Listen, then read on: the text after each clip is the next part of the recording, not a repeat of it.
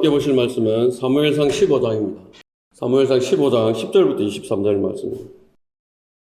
주의 말씀이 사무엘에게 임하여 말씀하시기를 내가 사울을 세워 왕으로 삼은 것을 후회하노니 이는 그가 나를 따르는 것에서 돌이켜 내 계명들을 이행하지 아니하였음이라 하신지라.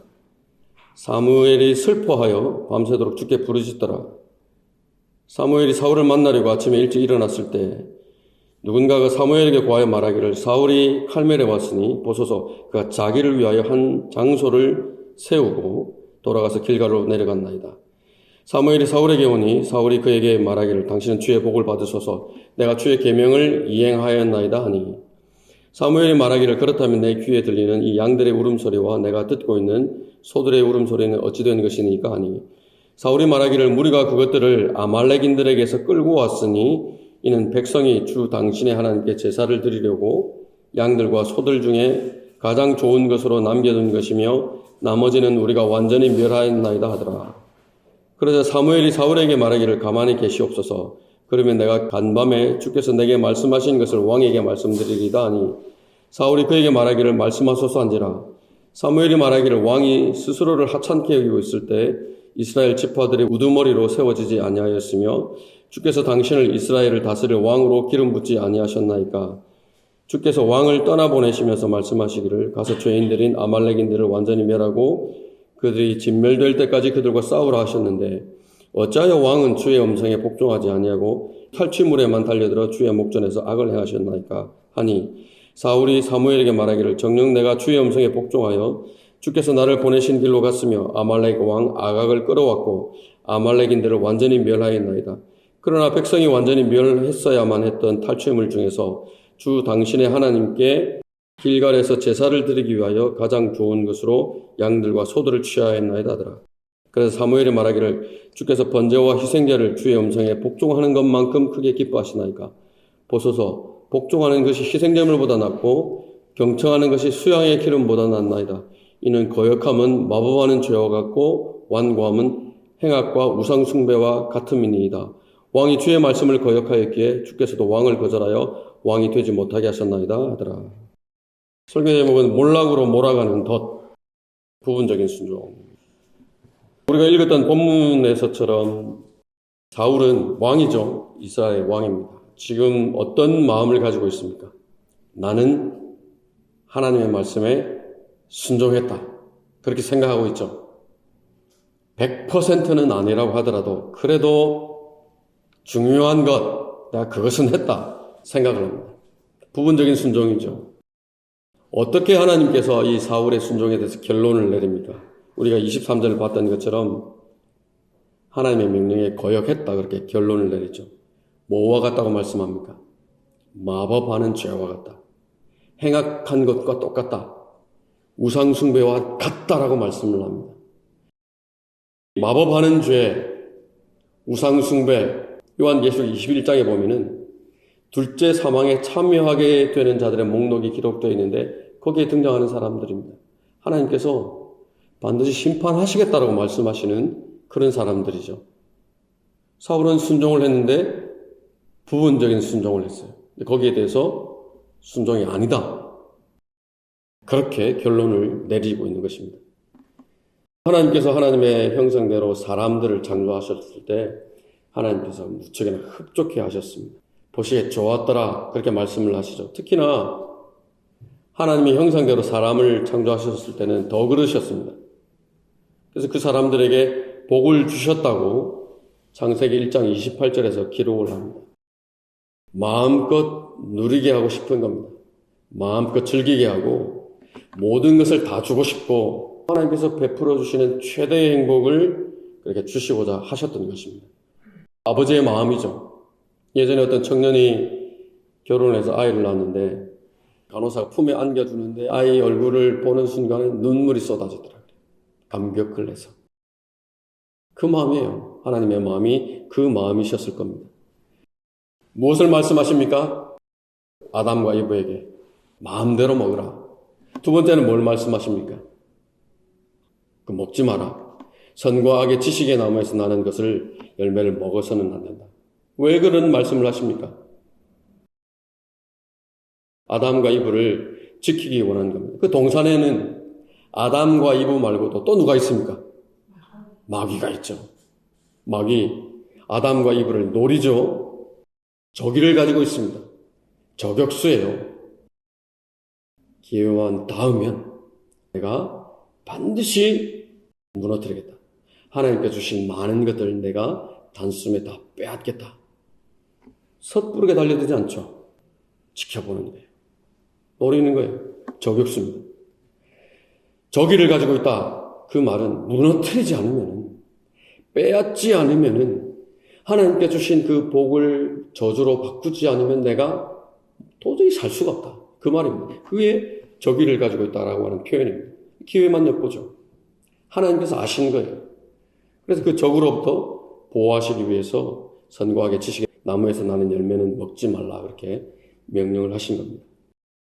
하나님의 명령은, 하나님의 말씀은 내가 순종을 해야 그 말씀의 능력이 나에게 발휘가 됩니다. 목적을 가지고 말씀을 하시죠. 하나님의 말씀은 능력이 있죠. 하나님께서 하신 말씀은 절대로 헛되이 돌아가지 않죠. 반드시 그 목적을 이루신다고 말씀을 합니다. 이사야서 55장 10절 11절에서 이렇게 말씀합니다. 비와 눈이 하늘에서 내려 그곳으로 다시 돌아가지 않고 땅을 적셔서 싹을 내어 뿌리는 자에게 씨를 주고 먹는 자에게 양식을 줌과 같이 내 입에서 나가는 내 말도 그러하나니 그것은 내가 헛되이 돌아오지 아니하고 내가 기뻐하는 것을 이루며 내가 보내어 이루려 하는 일에서 번성할 것이다. 그 하나님의 말씀이 나에게도 능력이 되고 나에게도 역사하시려면 내가 순종해야 됩니다. 말씀이 나를 통해서 풍성하게 열매를 맺을 수 있는 조건을 형성해 드리는 것이 순종입니다. 순종하지 않으면 어떻습니까? 말씀을 알아도 반응하지 않으면 하나님의 말씀 나와는 무관한 것이 되죠. 오히려 불순종이라고 하는 그 부정적인 영역에서 부정적인 열매들을 거두게 되는 것입니다. 이브의 문제는 무엇이었습니까? 사람들의 문제는 또 뭡니까? 왜 저건 먹으면 안 되지? 왜 저런 말씀을 하시지? 의문을 품는 거예요. 내가 알기 위해서, 내가 배우기 위해서 의문을 갖는다. 얼마든지 긍정적이죠. 그런데 왜 그런지 이유를 하나님께서 분명히 이미 말씀을 해주셨어요. 먹으면 죽는다. 말씀을 해주셨는데 의문을 품죠. 그건 뭡니까? 의문입니까? 불만이에요. 불만. 하나님께서 마음껏 누리라고 주신 호의가 있는데 그건 별로 관심이 없어요. 유일하게 하나님께서 하지 말라고 한 것이 있는데 거기에만 신경이 온통 쓰이고 마음이 그것을 불편하게 만들어요. 하면 안 된다. 아버지가 그 하면 안 돼? 뭐가 정상입니까? 안 하는 게 정상이라고요. 가까이 가지 않는 것이 정상이죠. 그게 일반적입니다. 이분은 어떻게 했어요? 나무에 가까이 있고 그 열매를 바라봤고 먹으면 안 된다라고 하는 말씀에 대해서 의문을 가졌는데 의문이라고 했어요? 불만이라고 했어요. 왜 저것은 먹지 말라고 했을까? 하나님을 사랑한다. 그 말은 하나님의 말씀을 사랑한다는 것이죠. 하나님의 말씀을 사랑한다라고 하는 말은 하나님의 말씀의 권위를 인정한다는 것입니다. 자녀들이 부모님을 사랑하면 어떻게 합니까? 순종해야 되죠. 그렇게 가르쳐야 돼요. 그것을 무너뜨리는 것이 세상 교육이고 문화라고 하는 것입니다. 아담이 불순종했어요. 930년 동안 하루도 빠지지 않고 후회하지 않았을까요? 930년 원래 하나님께서 아담에게 주신 것은 복이죠. 영원히 하나님과 더불어 교제하면서 주신 것들을 통치하도록 세워진 그런 사람이었습니다. 부정적으로 바뀌었어요. 남은 인생이. 자신뿐만 아니라 자식들에게까지 죽음을 가져다 주었습니다. 우리는 하나님의 말씀에 순종할 때 안전하게 보호받을 수 있습니다. 하나님께서 약속하신 것이 있습니다. 세상이 줄 수 없는, 사람들이 줄 수 없는 하나님께서만이 주실 수 있는 화평과 평강을 주시겠다고 말씀을 하셨는데 그거는 내가 그 하나님의 말씀에 순종해야 내가 경험할 수 있고 충분히 누릴 수 있습니다. 그러나 불순종하면 아담처럼 되는 거예요. 이브처럼 되는 거예요. 정작 중요한 것, 정말 지켜야 될 것, 잃어버려서는 안 되는 것, 다 잃어버리고 결국은 없어져 버릴 것들, 사라져 버릴 것들에만 그 인생을 다 쏟아붓고 땀을 흘리며 살게 되는 것입니다. 하나님께서는 하나님의 자녀인 여러분들을 보호하기를 원하시죠. 아담과 이브를 노렸던 그 저격수, 대적 마귀가 지금 저와 여러분을 노리고 있기 때문에 그렇습니다. 그 마귀로부터 우리를 보호하실 목적으로 하나님의 말씀을 주셨고 그 말씀의 권위 아래서 순종하라 그렇게 명령을 하고 있는 것입니다. 본문에 나오는 사울은 그 적을 제대로 인식을 하지 못했어요. 이 아말렉이라고 하는 적은 끈질깁니다.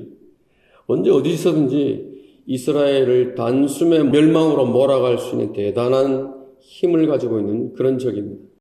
허술하게 대한 거예요. 사울은 왕이죠. 이스라엘을 보호해야 할 책임이 있죠. 하나님께서 주시는 능력이 필요하죠.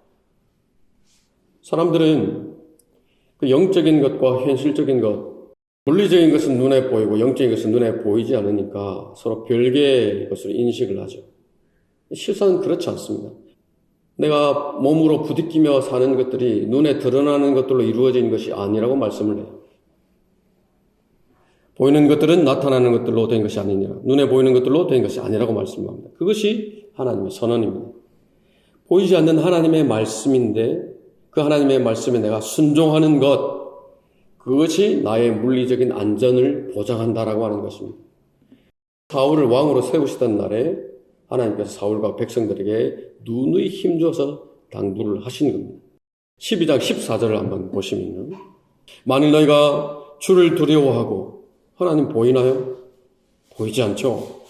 그를 섬기며 그의 음성에 복종하고 주의 계명을 거역하지 않으면 너희와 너희를 다스리는 왕이 모두 주 너희 하나님을 계속해서 따를 것이나. 무슨 말씀입니까? 하나님을 계속 섬기는 그 자리에 있도록 하나님께서 지키신다는 말씀이죠. 목적하신 대로 왕국을 견고하게 세우시겠다는 말씀이죠. 만일 너희가 주의 음성에 복종하지 아니하고 주의 계명을 거역하면 주의 손이 너희 조상을 치셨던 것 같이 너희를 치시리라. 우리는 하나님의 자녀들입니다. 하나님의 말씀을 따라서 살려고 하는 사람들이고 하나님을 기쁘시게 해드리려고 하는 사람들입니다. 그러기 위해서는 우리에게도 하나님의 능력이 필요하죠. 하나님의 능력을 받기 위해서는 하나님의 뜻 안에 머물러 있어야 되죠. 하지 말라고 하시는 것들이 있죠. 하라고 하시는 것들이 있죠. 왜 그런 명령들을 주신다고 했습니까? 나를 보호하기 위해서. 아담과 이브에게 그 명령을 주셨던 것과 똑같습니다. 하나님께서 약속하신 많은 풍성한 것들이 있는데 그것을 누리게 하실 목적으로 그런 명령들을 우리에게 주시는 것입니다. 나는 하나님 없이도 얼마든지 내 능력으로 내 계획대로 이 세상을 살아갈 수 있다. 그런 분 여기는 없으시겠죠. 만약 그렇게 생각하면은 지금 우리가 이렇게 모여서 하나님 앞에 경배드리는 이 시간은 낭비되는 시간이죠. 말씀을 읽고 기도하는 시간도 마찬가지입니다. 차라리 그냥 그 시간에 가을날 얼마나 좋은 날들입니까? 소풍을 가든지 그러는 것이 낫습니다. 하나님께서 우리의 마음을 정확하게 아시죠. 내 마음이 무엇을 신뢰하는지, 무엇을 더 중요하게 생각하는지, 다급한 일이 생겼을 때에 내가 가진 것, 내 능력을 신뢰하는지, 주변 사람들 신뢰하는지, 내 마음에 무엇을 담아두고 신뢰를 하는지 하나님께서는 정확하게 아십니다. 승리, 구원, 절대로 사람의 힘에 있지 않습니다. 가진 것에 있지도 않습니다. 하나님의 말씀을 신뢰하는 것에 있습니다. 하나님 외에 다른 것을 신뢰하는 사람, 헛된 것을 신뢰하는 사람은 어리석은 사람이라고 분명히 말씀을 합니다.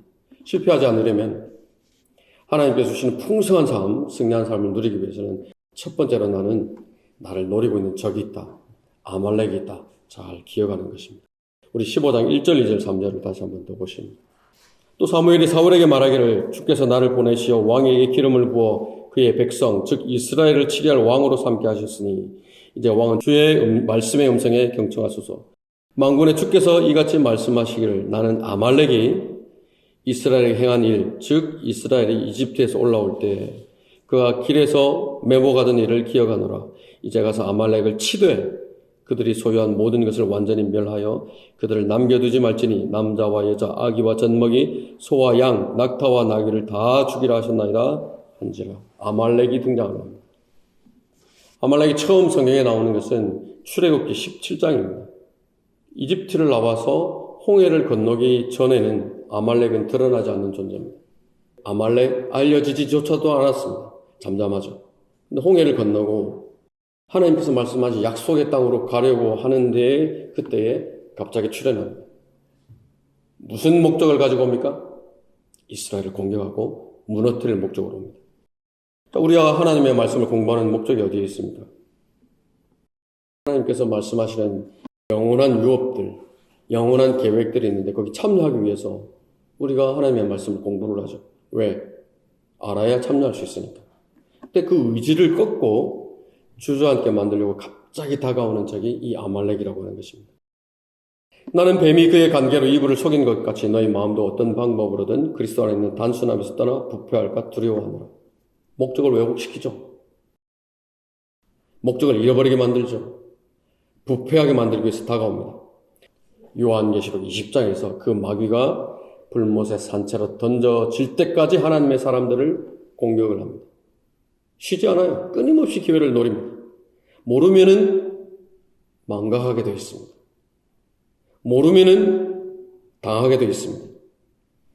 심한 경우에는 이미 마귀에게 농락을 당하고 있으면서도 이미 속아서 마귀 편에 서 있으면서도 자신은 여전히 나는 하나님의 편에서 건재하다. 그렇게 속는다는 것입니다. 하나님께 가까이 다가가면 다가갈수록 마귀도 우리에게 더 바짝 다가오죠. 원래 우리는 어떤 사람들이었습니까? 마귀의 자녀들로 태어나죠. 마귀의 편에 서서 마귀의 통제 아래에서 마귀가 시키는 대로 했던 사람들이죠. 이게 자연스러운 사람들이었어요. 영이 죽어있는 사람들의 공통점이죠. 그러다가 어느 날 복음이 전해졌을 때에 그동안에 손 놓고 있던 마귀가 갑자기 급해지기 시작하는 겁니다. 바쁘게 움직이죠. 그 사람에게 무엇이 가장 연약한 것인지를 잘 알죠. 복음을 들은 그 사람이 진화론을 신봉하던 사람이라면 그런 과학적인 사고를 통해서 초자연적인 하나님의 존재를 부인하게 만듭니다. 그 사람이 유교적인 배경에 있는 사람이라면 내가 예수님을 믿으면 내가 드리던 그 집안에 있는 재산은 어떻게 되지? 두려움을 갖게 만들죠. 방해합니다. 어려운 환경이면 어려운 환경, 주변 사람이면 주변 사람, 부정적으로 이용할 수 있는 것이면 무엇이든지 100% 활용을 해서 갈등을 일으키고 두려움을 만들고 일으켜서 복음에 반응하지 못하도록 하는 것입니다. 그래서 하나님께서 움직이면 마귀도 움직입니다. 바짝 긴장하는 것입니다. 근데 그것을 이긴 사람들이 지금 여기 이 자리에 앉아 계신 여러분들인 것입니다. 구원받은 다음에 내가 하나님의 말씀을 따라서 성장해야 되겠다. 그러면 더 달려들죠. 구원받았으니까 나에게 복음을 전한 그 사람을 따라서 교회에 가서 내가 하나님을 경배해야 되겠다. 그럼 더 집요하게 달려드는 거예요. 내가 의욕이 없을 때는 아말렉도 잠잠해요. 내가 하나님의 말씀에 따라서 성장해야 되겠다. 내가 하나님을 섬겨야 되겠다. 그런 의욕, 마음의 의욕을 가지면은 아말렉이 일어서는 겁니다. 이게 아말렉의 속성이라고 하는 겁니다. 우리 신명기 25장 17절을 한번 보십니다. 너희가 이집트에서 나왔을 때 아말렉의 길에서 너에게 행했던 것을 기억하라. 기억하라고 하십니다. 명령입니다. 왜 기억하라고 하십니까? 대부분의 사람들이 나를 노리는 아말렉이 있다라고 하는 것을 잊어버렸기 때문에 기억하라고 말씀합니다. 내가 피곤해서 지쳤을 때 어떻게 그가 길에서 너를 만나 내 뒤에 처진 연약한 자들을 맨 뒤쪽에서 쳤는지 기억하라. 내가 상태가 좋을 때는 나를 건드리지 않아요. 달려들지 않습니다. 내가 지쳐있을 때에 아말렉이 달려듭니다. 잘 기억하는 겁니다. 아무리 사자라고 하더라도 함께 모여있는 누때 함부로 건드릴 수 없죠. 그러나 제일 뒤에 쳐져 있는 마지막 한 마리 완전히 달려들어서 숨통을 끊어놓죠. 그것을 잊지 말라는 것입니다. 희생되지 않으려면 기억하라 그 말씀입니다. 계속 보시면은 그는 하나님을 두려워하지 아니하였느니라.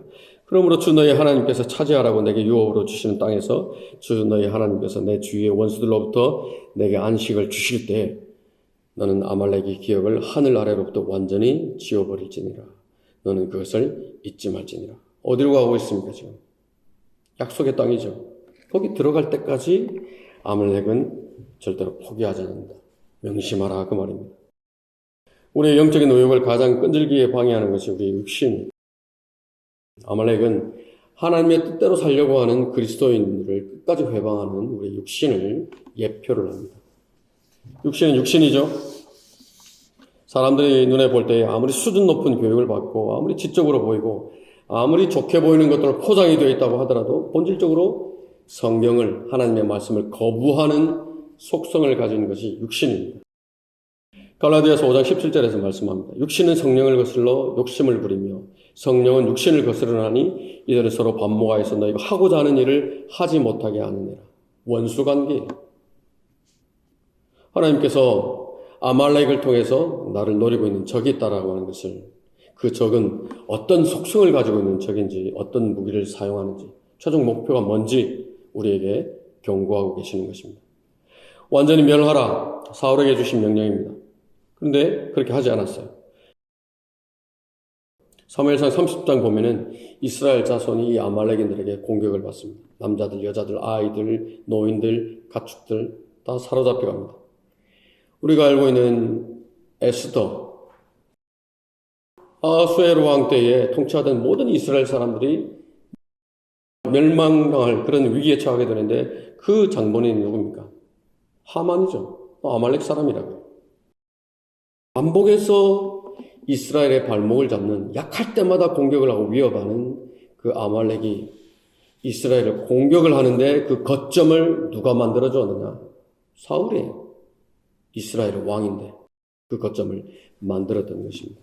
또 하나님께서 그것을 아시고 미리 명령을 하셨는데 불순종한 것입니다.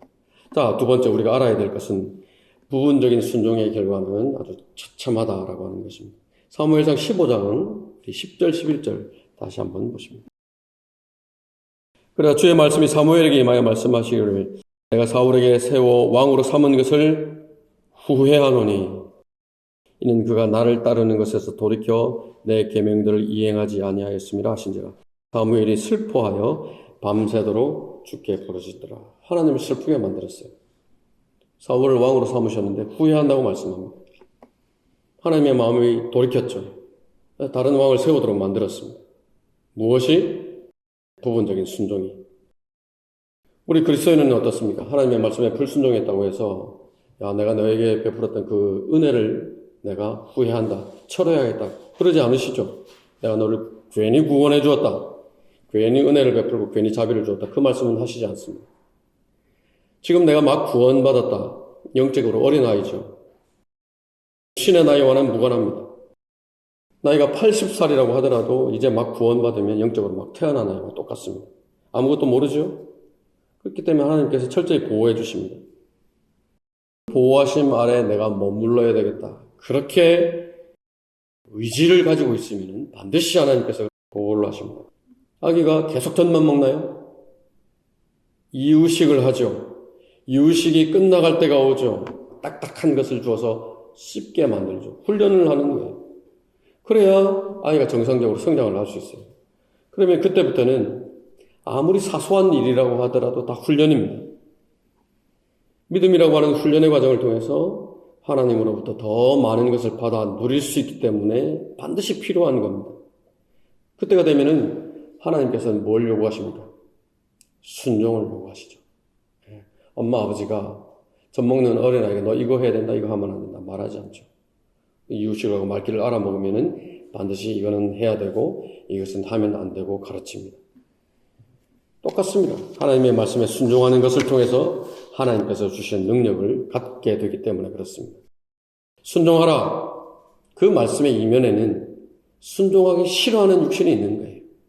그 말씀의 이면에는 순종하기 어려운 부분이 있는 거예요. 그래서 순종하라고 말씀을 하는 겁니다. 하나님의 말씀대로 하기 싫어하는 내 의지를 꺾고 하나님의 말씀대로 순종할 수 없는 상황임에도 불구하고 내 의지를 가지고 하나님 앞에 순종하면은 하나님께서 역사를 하시죠. 우리가 다 경험하는 바들입니다. 그러면은 하나님께서 그 환경을 바꾸어 주시든지 어려움들이 딛고 일어설 수 있는 능력을 우리에게 주십니다. 순종은 훈련이에요. 그 훈련이 되면 하나님을 위해서 일할 수 있죠. 하나님과 동력자가 되는 겁니다. 대사로 세워주시죠. 하나님의 신비들을 맡은 청지기로 세워주십니다. 순종을 요구하시고 훈련하시는 목적이 어디에 있습니까? 그 하기 싫은 훈련을 왜 그렇게 하라고 하십니까? 영광이에요. 주님께서 오실 때에 그 예수 그리스도께서 가지고 오시는 영광에 함께 참여하도록 그것들을 요구를 하시는 겁니다. 사울은 왕입니다. 이스라엘을 맡기셨는데 왕이 불순종해 나라 전체가 위태로워지죠. 그러니까 하나님께서 마음을 바꾸십니다. 다른 사람을 세우시죠.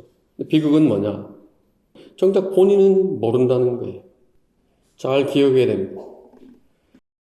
강단에서도 그렇고 신학교 교실에서도 그렇고 각 가정에서도 그렇고 내가 옛날에는 하나님의 말씀에 따라서 하나님의 영광을 위해서 그렇게 잘 쓰임받았던 사람이었는데 어느 날부터 내가 타협을 하고 부분적인 순종에 만족을 했더니 하나님께서 그 사람이 이미 그 사역에서 하나님에 대해서 제외시켜 버리셨는데 자기는 여전히 하나님께서 나를 쓰신다라고 생각을 하면서 산다는 겁니다. 사울과 똑같죠. 하나님께서 이미 다윗을 마음에 두고 버리셨는데 사울도 모르고 백성들도 몰라요. 20세기에 사도 바울이라고까지 불렀던 사람이 있습니다. 복음전 의자인데 빌리 그레엄 목사입니다. 대단했죠. 많은 부흥회를 이끌면서 많은 사람들을 하나님께로 이겨왔습니다. 한국에서도 제가 대학생 때 잠실에서 집회를 했던 적도 있습니다. 하나님께서 귀하게 쓰셨어요. 근데 하나님의 말씀에서 벗어나죠. 예수 그리스도의 신성을 믿지 않는 자유주의자들하고 결탁을 하죠. 나아가서는 로마 카톨릭과도 손을 잡습니다. 빌리 그레엄 목사가 그 과정에서 목청을 높였던 것이 하나가 있어요. 어떻든 간에 목표는 하나님의 영광을 위해서이다. 나는 하나님의 영광을 위해서 부흥회를 한다. 목적 하나만 부르짖었습니다. 근데 하나님의 말씀이 사실이라면 어떻습니까? 불의와 타협하는 한 하나님의 역사는 없죠. 근데 몰라요.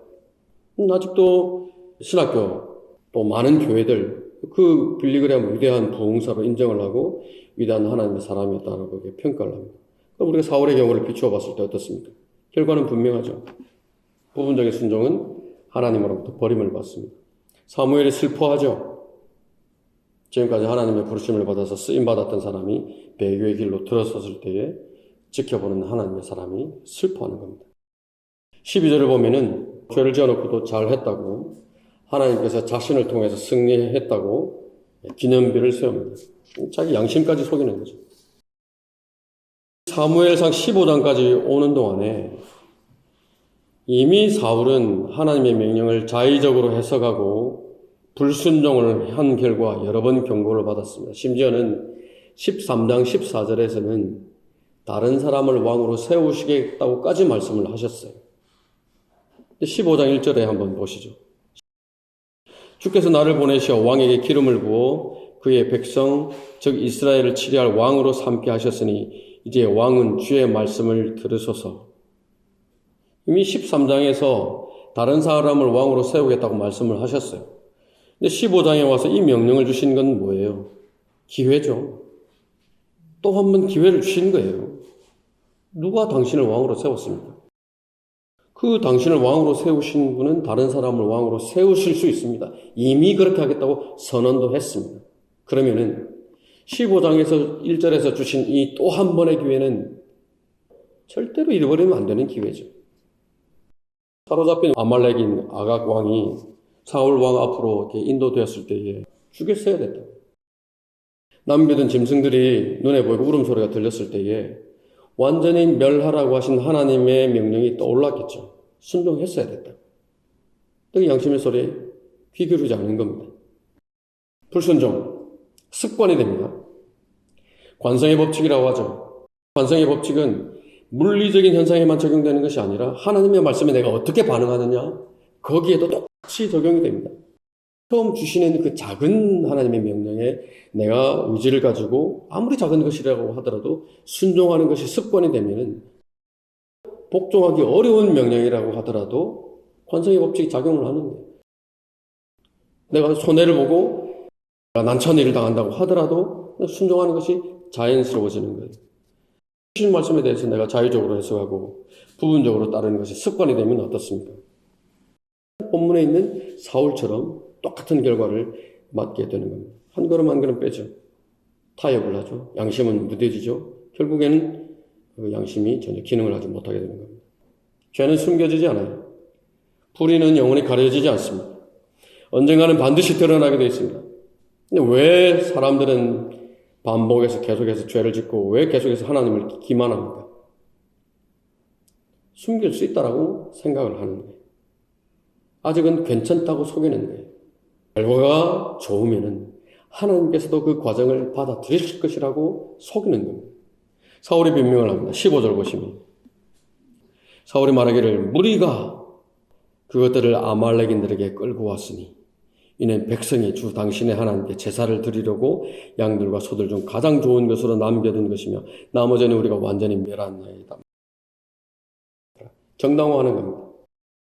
어떻게 이야기합니까? 나와는 상관없는 것처럼 화살을 누구한테 돌립니까? 백성들에게 돌리죠. 또 선한 의도였다고 포장을 합니다. 다른 사람을 비난하는 것, 자기 잘못을 시인하지 않고 변명하는 사람들의 특징입니다. 아담이 누구를 지목합니까? 하나님께서 주셨잖아요. 이브. 이브는 누구를 지목합니까? 뱀이죠, 뱀. 그게 타락한 사람들의 본성입니다. 나는 하나님의 말씀을 100% 이행하려고 했는데 아무 없기 때문에 그렇습니다. 일이 하다가 안 되면 누구를 탓합니까? 저놈의 마귀 때문에. 피할 길이 없었다고 그럴 의도는 아니었는데 육신이 연약해서 범죄했습니다. 정당화하죠. 죄라고 하는 것은 철두철미하게 내가 계획을 하는 겁니다. 완전 범죄를 계획한 다음에 그 순간에 죄를 짓는 그 순간에 하나님은 없다 덮는 거예요. 하나님을 끌어내리고 죄를 짓는 겁니다. 적어도 그 순간만큼은 무신론자가 돼서 하나님을 부인하고 죄를 짓는 겁니다. 나는 죄 짓고 싶지 않았는데 나는 그런 아무런 계획도 세우지 않았는데 어쩔 수 없었다. 내가 약하다 보니까 사탄이 강압적으로 해서 죄를 지었다. 아닙니다. 마귀는 분명히 사람보다 능력은 탁월하지만 내 마음의 중심에서 내 의지를 가지고 안 해. 그러면은 절대로 건드릴 수 없는 것이 마귀의 한계입니다. 하나님께서 우리에게 자유의지를 주신 것은 왜 그렇습니까? 그 자유의지를 통해서 자원해서 하나님을 섬기게 할 특별한 존재로 만드신 것입니다. 근데 그 자유의지를 잘못 사용하는 거죠. 다른 피조물들은 그런 갈등을 안 한다고 그래요. 하나님께서 정해놓으신 자연의 법칙, 섭리대로 그대로 합니다. 순응을 하는 거예요. 유일하게 사람만이 하나님의 말씀에 의심을 품고 또 자신의 뜻을 하나님의 뜻보다 높이고 그렇게 반응을 합니다. 그 가운데 하나가 변명입니다. 늘 선하게 보이는 것 가지고 오죠. 타당해 보이는 것 가지고 옵니다. 하나님께 제사를 드리기 위해서 좋은 것을 남겨놓았습니다. 뭐 잘못입니까? 사역을 위해서 얼마든지 불의를 행해도 그것은 사역을 위해서입니다. 그럼 하나님께서는 목적을 우선시하지 않죠. 하나님께서 실적을 가지고 오라 요구하신 적 있나요? 성경 어디에 선지자들을 보내면서 너 가서 몇 사람은 반드시 구형해야 된다. 구원받게 해야 된다. 반드시 몇 명은 회개시켜야 된다. 그런 말씀을 하신 적 있나요? 주신 말씀을 가서 선포하기만 하라. 그것 외에 다른 것은 요구하지 않죠. 하나님의 첫 번째 원칙은 우리에게 주시는 원칙은 뭡니까? 무엇보다도 하나님과 건강한 관계를 유지하라는 것이죠. 거룩함입니다. 거룩함을 통해서 하나님의 능력이 나오고 그 능력의 결과로 복음을 전하는 것이고 사람들을 하나님께 인도하는 것입니다. 업적이 우선이 아닙니다. 사람들을 많이 모이게 하는 것, 큰 교회를 세우는 것, 하나님의 직접적인 뜻과는 무관한 것입니다. 하나님의 뜻은 올바르게 행하라. 말씀에 주신 대로 정직하게 행하라. 그것입니다. 그러면 나머지는 결과는 하나님께서 알아서 하신다는 것입니다. 하나님의 피로 사신 교회가 어떤 목적으로 세워졌는지 우리에게 알려주시죠. 그 교회가 마땅히 해야 할 일이 무엇인지 알려주시죠. 그러면은 가르쳐 주신 대로 하라는 겁니다. 그래서 사람의 생각이 하나님의 생각보다 하나님의 말씀보다 우선할 때가 많죠. 내가 생각하니까 이쪽이 더 현명한 것 같다. 내 생각이 더 합리적인 것 같고 그거는 하나님을 대적하는 것입니다.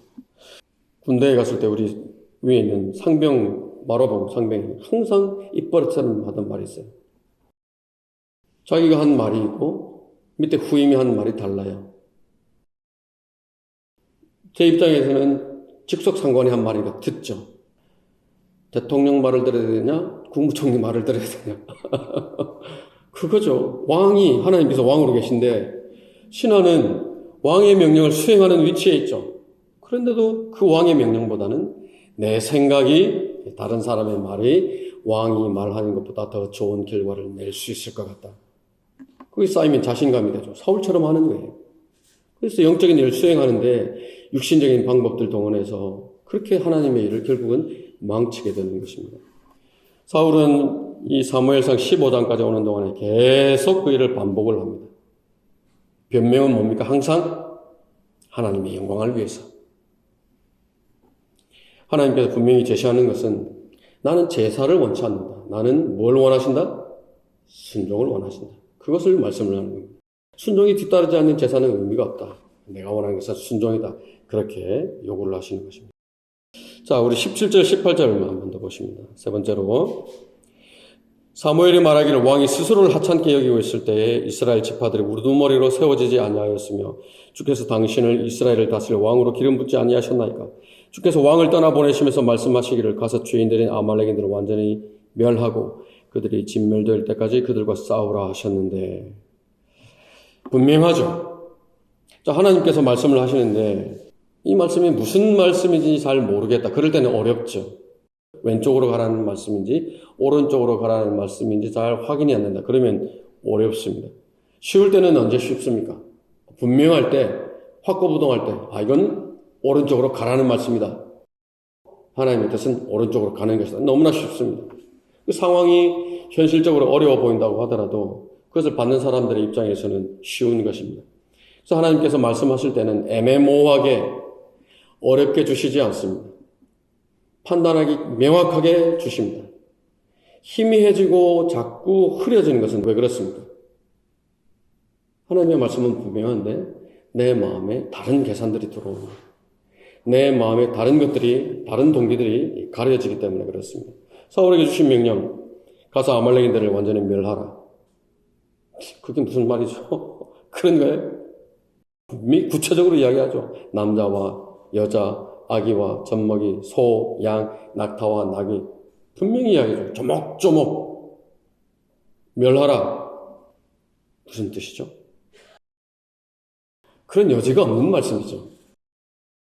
그 명령을 주셨다라고 하는 것은 그 명령을 이루도록 하나님께서도 직접 개입을 하시겠다는 말씀입니다. 우리에게 주신 하나님의 명령, 말씀도 마찬가지입니다.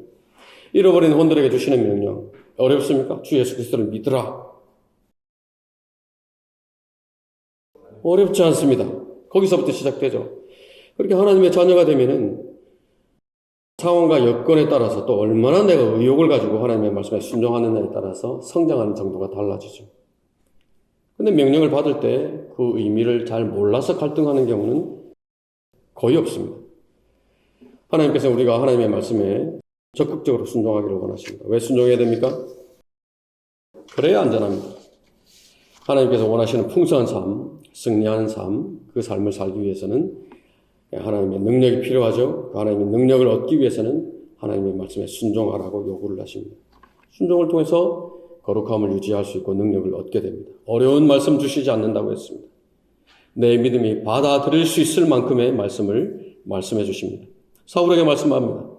사울이 할 수 있으니까, 할 수 있는 위치에 있으니까 그 말씀을 주신 것입니다. 22절을 보시면은 그러나 사무엘이 말하기를 주께서 번제와 희생제를 주의 음성에 복종하는 것만큼 크게 기뻐하시나이까. 보소서 복종하는 것이 희생제물보다 낫고 경배하는 것이 수양의 기름보다 낫나이다. 다시 원점으로 돌아가죠.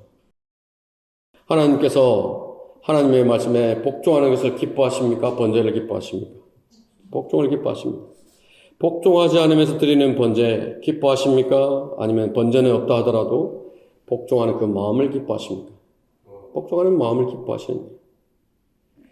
결론은 비참하죠. 하나님 앞에서 자기가 잘했다고 스스로 속일지는 모르지만, 사람들을 속일 수 있을지는 모르지만 하나님께서는 그것은 마법하는 죄와 똑같다라고 말씀을 합니다. 우리는 스스로 이것은 너무 심한 죄다, 이 정도는 아무것도 아니다, 그렇게 판단하기도 합니다. 어떤 것이 너무 심한 죄입니까? 술 취하는 것입니까? 어떤 죄가 이 정도는 아무것도 아니다 그렇습니까? 약속을 어기는 것입니까? 다른 사람 험담하는 것입니까? 그냥 내가 대수롭지 않게 한 말이 상대방이 상처를 받았는데 내 생각에는 별로 아무것도 아닌 것 같아서 조치를 취하지 않는다. 하나님을 못 오가는 농담 비슷한 것을 한번 했는데 그 정도는 별것 아닌 것 같다. 어떻습니까? 무엇이 더 무겁고 무엇이 더 가볍습니까? 하나님께서는 차별이 없습니다. 육신은 육신이에요. 그것이 내 양심을 통해서 하나님의 말씀을 통해서 성령의 인도하심을 통해서 깨닫게 하시면은 거기에 순종해야 되는 것입니다. 23절 보면은 이는 거역하면 마법하는 자와 같고 완고하면 행악과 우상숭배와 같음이니이다. 왕이 주의 말씀을 거역하였기에 주께서도 왕을 거절하여 왕이 되지 못하게 하셨나이다 하더라. 이스라엘을 하나님께서 사울에게 맡겨주셨지만 이 부분적인 순종 때문에 이스라엘이 위험해지자 하나님께서 다른 사람으로 이렇게 대처를 해버린 겁니다. 무엇이 남습니까? 사울에게 사람들에게 거룩하게 보이고 싶다. 그래도 사람들 앞에서는 내가 하나님의 사람으로 보이고 싶다. 그렇게 합니다. 30절을 한번 보시죠. 그가 말하기를 내가 죄를 지었나이다. 그러나 내가 당신께 청하오니 내 백성의 장로들과 이스라엘 앞에서 나를 존중해 주시고 또 나와 함께 돌아가서 나로 주 당신의 하나님께 경배하게 하소서. 하나님께서 받으셨을까요? 그냥 종교인으로 살게 되는 겁니다. 죽는 날까지 한 사람의 종교인으로 살게 되는 거예요. 자, 저와 여러분에게 하나님의 말씀을 맡겨주셨습니다. 우리는 하나님의 작품이죠. 하나님의 선한 일을 위해서 창조하셨다고 말씀을 합니다. 작품이라고 하는 것은 하나님의 영광을 위해서 존재하는 것들이죠.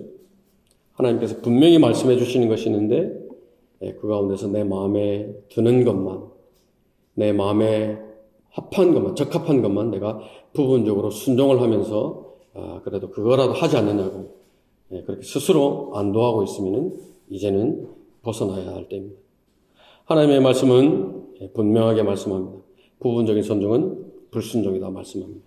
마부하는 죄와 같고 완고함은 하나님에 대해서 반역하는 것이다. 마귀와 똑같다라고 말씀을 합니다. 하나님의 말씀에 순종하는 것 어렵습니까? 심한 것, 과한 것 나에게 요구하십니까? 그러지 않습니다. 하나님을 모르면 그렇게 말할 수 있습니다. 하나님께서 이 세상이 어떤 세상인지를 분명히 알고 계시죠. 나를 노리는 이리가 있는 거예요. 나를 삼키려고 표범이 몸을 웅크리고 숨어있고 그것을 아시는 거예요. 굶주린 사자가 눈을 희번덕거리면서 나를 노리고 있다라고 하는 것을 주님께서는 아시기 때문에 경고를 하시는 겁니다. 하나님을 내가 섬기면서 살겠다라고 의지를 표명하기 전까지 아말렉은 잠잠했습니다. 이제부터 하나님의 아들답게 하나님을 섬기면서 살겠다고 결정을 했더니 일어나는 겁니다. 우리의 의지는 분명합니다. 그러면 아말렉은 총동원해서 나를 삼키려고 할 것입니다. 내가 주저앉아서 하나님 앞에서 내렸던 그 결정들이 수포로 돌아가도록 어떠한 영적인 삶도 풍성한 삶도 능력 있는 삶도 살지 못하고 뒤처지고 먹히게 할 목적으로 나를 노리고 있는 것입니다. 하나님의 말씀과 동행하는 시간 한번 점검해 보는 것입니다. 나는 매일 하나님 앞에 나아가는 그 시간을 잘 지키고 있는 것인가? 나는 매일 하나님 앞에 기도로 나아가고 있는 것인가? 그 하나님의 말씀을 대하는 시간은 과연 기름지고 풍요로운 시간인가? 아니면은 그냥 건성건성 넘어가고 있는 그런 시간입니다. 기도를 하는데 하나님께서 내 기도를 들으신다라고 하는 확신 가운데서 하나님 앞에 나아가는 것인가? 점검해 보는 것입니다. 이미 그것들이 흔들리고 있다면 이미 위험에 노출되어 있는 것입니다.